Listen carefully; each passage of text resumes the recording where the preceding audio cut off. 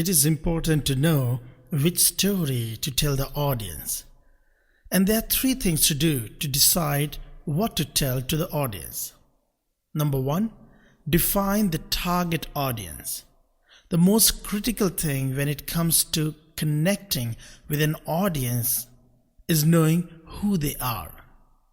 It is essential to take all their demographic, psychographic, and behavioral traits and so on into consideration while telling a story or writing a story or giving a presentation or talk that you expect to inspire them or motivate them or entertain them.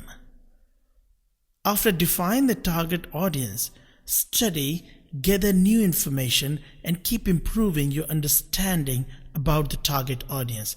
Because you remember, you are going to serve the audience, so you cannot serve them until you know them. Number two, know the message. Letting yourself and the audience know what you want to say is the key to your success. I am sure you have noticed that every such books have a summary on the back of it.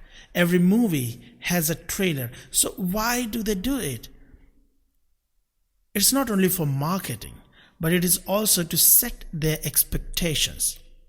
Stories should have a purpose. You need to share a story to encourage, teach, and enlighten a community of people. If your audience knows what message you want to pass, they will be mentally prepared to receive it, and it will help both the storyteller and the audience or the readers connect. Even for you, knowing what you want to say is already half of the work done. Deciding on the right way to say it, that is the other half. And the number three, choose a medium. The last thing to think of is what you're going to do to express your ideas. What medium would it be?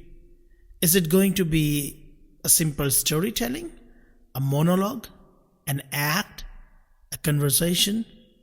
Decide based on your strength, interest, setting, and audience.